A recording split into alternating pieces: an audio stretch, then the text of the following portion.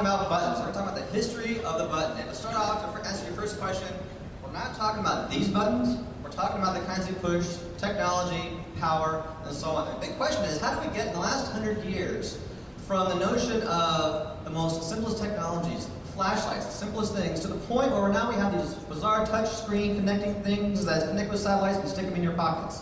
That's a lot of change that happened in 100 years. And how is the button central? How did the button become a part of our everyday lives? Well, it begins, familiar graphic.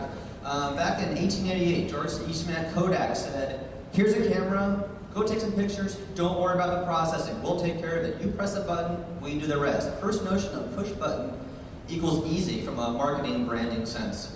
So around the turn of the century, the simplest switches, we started playing with electricity, doorbells on the front door, portable flashlights. The first notions of we can actually start doing things with electricity because we're smart monkeys and we want to control things.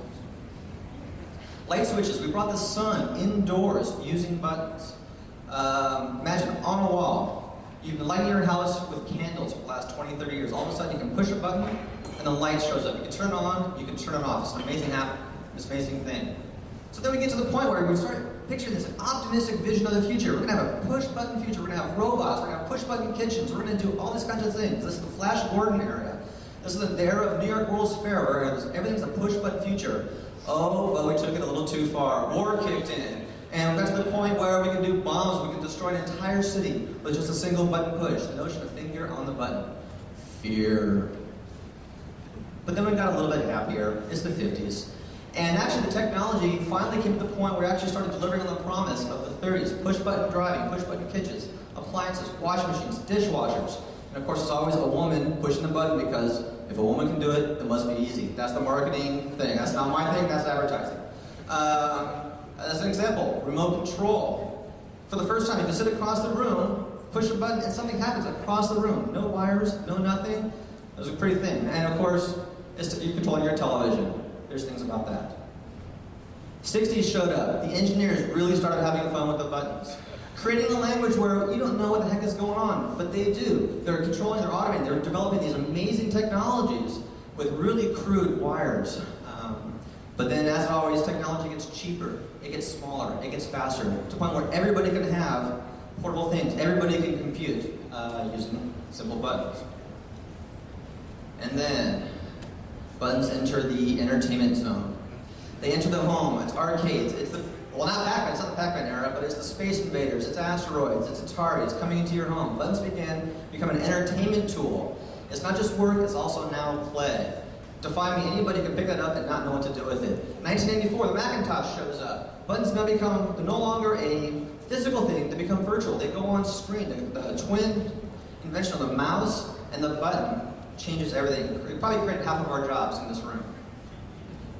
95, the web shows up. The button begins to lose its shape. It's no longer a rectangle, a square, a circle. It loses its form. Anything can be a button, a word, an image. We can take action on almost anything now through the wonders of the worldwide information superhighway web. But then the buttons started getting in the way. We don't want actually to push all the buttons. We want to control the data directly itself.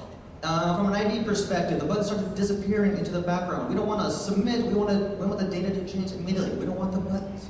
So where we are now, we're at a point where gaming is actually a respected skill. Pushing buttons with speed and dexterity, there are tournaments and championships built around this kind of thing. It's bizarre. Gaming's huge, it's an industry. Connection. So we have these things in our pockets. Cell phones, there's probably 15,000 buttons in this room right now that help us connect us with friends and family. We've become a button culture. It's the thumb culture. We're texting, we're doing things. All because we love the buttons. But the physical buttons are going away a little bit. We don't want to push the buttons. We want actually to touch the content itself. We want to touch directly the content. We don't want the physical button. The whole issue of click becomes touch. Push to click to touch. Uh-oh, but then it starts getting a little bit weirder. You might recognize these from Microsoft Surface videos.